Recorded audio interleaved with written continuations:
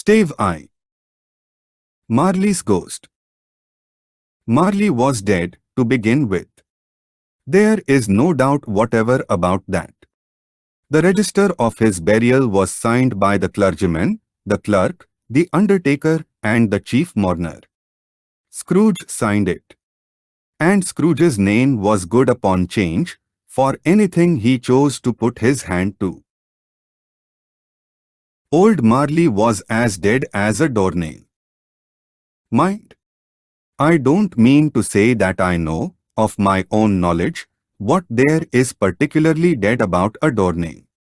I might have been inclined, myself, to regard a coffin nail as the deadest piece of ironmongery in the trade.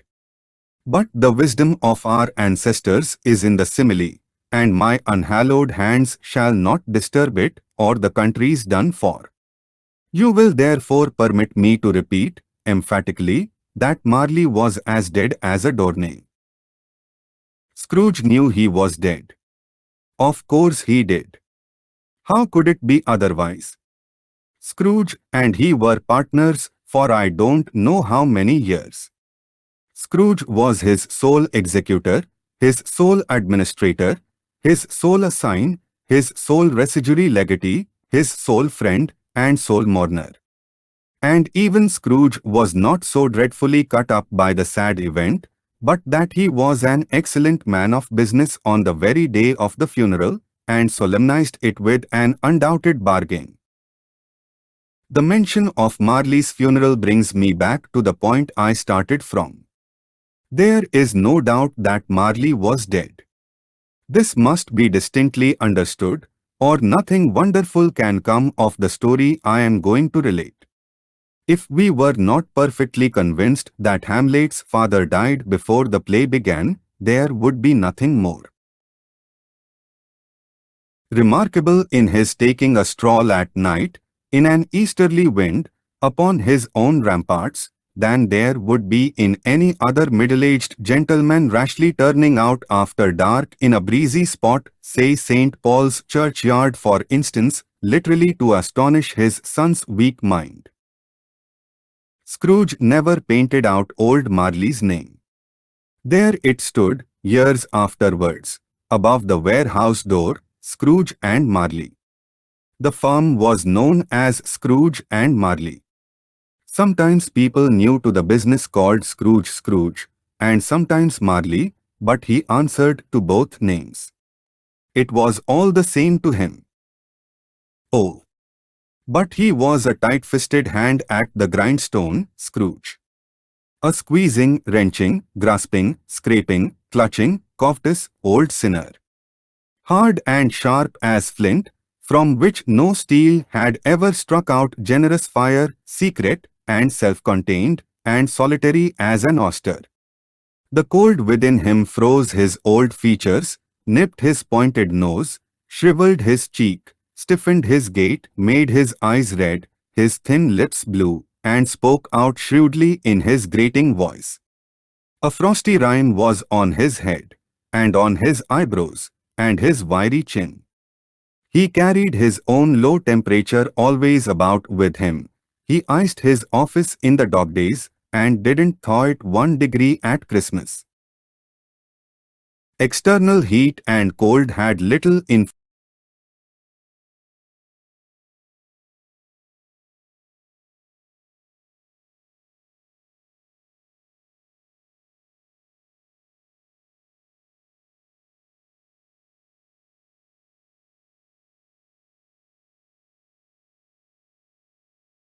influence on Scrooge.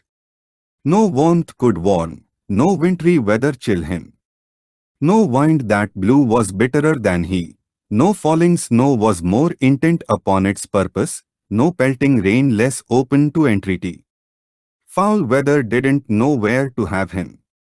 The heaviest rain, and snow, and hail, and sleet, could boast of the advantage over him in only one respect. They often came down handsomely, and Scrooge never did. Nobody ever stopped him in the street to say, with gladsome looks, "My dear Scrooge, how are you? When will you come to see me?" No beggars implored him to bestow a trifle. No children asked him what it was o'clock. No man or woman ever once in all his life inquired the way to such and such a place of Scrooge. Even the blind man's dogs appeared to know him, and when they saw him coming on, would tug their owners into doorways and up courts, and then would wag their tails as though they said, "No eye at all is better than an evil eye, dark master." But what did Scrooge care? It was the very thing he liked. To edge his way along the crowded paths of life, warning all human sympathy to keep its distance, was what the knowing ones call nuts to Scrooge. Once upon a time, of all the good days in the year, on Christmas Eve old Scrooge sat busy in his counting house.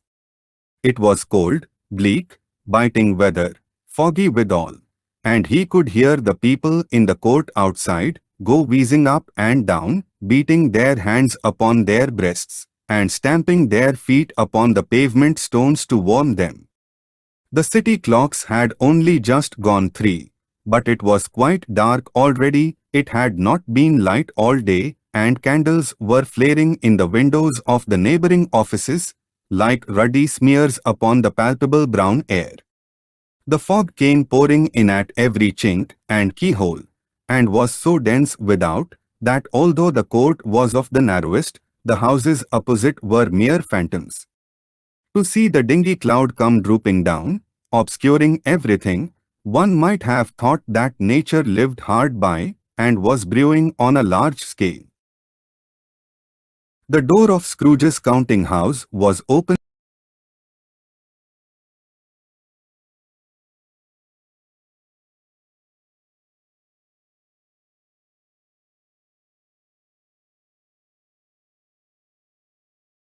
Open that he might keep his eye upon his clerk, who in a dismal little cell beyond, a sort of tank, was copying letters. Scrooge had a very small fire, but the clerk's fire was so very much smaller that it looked like one coal.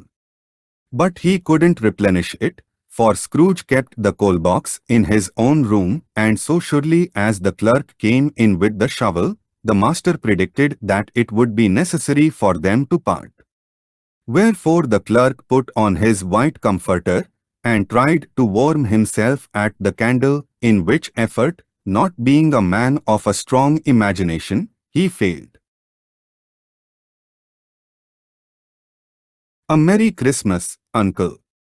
"God save you," cried a cheerful voice. It was the voice of Scrooge's nephew, who came upon him so quickly that this was the first intimation he had of his approach. "Bah," said Scrooge, "humbug." He had so heated himself with rapid walking in the fog and frost, this nephew of Scrooge's, that he was all in a glow. His face was ruddy and handsome, his eyes sparkled, and his breath smoked again. "Christmas a humbug, Uncle," said Scrooge's nephew. "You don't mean that, I am sure." "I do," said Scrooge. "Merry Christmas." "What right have you to be merry? What reason have you to be merry? You are poor enough." "Come, then," returned the nephew gaily. "What right have you to be dismal? What reason have you to be morose? You are rich enough." Scrooge, having no better answer ready on the spur of the moment, said, "Bah," again, and followed it up with humbug. "Don't be cross, Uncle," said the nephew. "What else can I be," returned the uncle, "when I live in such a world of fools as this? Merry Christmas. Out upon Merry Christmas. What's Christmas time to you but a time for paying bills without money, a time for finding yourself a year older, but not an hour richer, a time for balancing your books and having every item in 'em through a round dozen of months presented dead against you? If I could work my will," said Scrooge indignantly, "every idiot who goes about with Merry Christmas on his lips should be boiled with his own pudding and buried with a stake of holly through his heart. He should.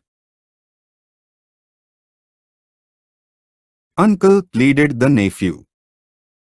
Nephew, returned the uncle, sternly, keep Christmas in your own way, and let me keep it in mine. Keep it, repeated Scrooge's nephew. But you don't keep it. Let me leave it alone, then, said Scrooge. Much good may it do you. Much good it has ever done you. There are many things from which I might have derived good, by which I have not profited, I dare say, returned the nephew. Christmas among the rest. But I am sure I have always thought of Christmas time, when it has come round, apart from the veneration due to its sacred name and origin, if anything belonging to it can be apart from that, as a good time, a kind, forgiving, charitable, pleasant time, the only time I know of, in the long calendar of the year, when men and women seem by one consent to open their shut-up hearts freely, and to think of people below them as if they really were fellow passengers to the grave, and not another race of creatures bound on other journeys. And therefore, uncle, though it has never put a scrap of gold or silver in my pocket, I believe that it has done me good, and will do me good, and I say, God bless it. The clerk in the tank involuntarily applauded. Becoming immediately sensible of the impropriety, he poked the fire and extinguished the last frail spark forever. Let me hear another sound from you, said Scrooge, and you'll keep your Christmas by losing your situation. You're quite a powerful speaker, sir, he added, turning to his nephew. I wonder you don't go into Parliament. Don't be angry, uncle. Come. Dine with us tomorrow. Scrooge said that he would see him. Yes, indeed he did. He went the whole length of the expression, and said that he would see him in that extremity first. But why? Cried Scrooge's nephew. Why?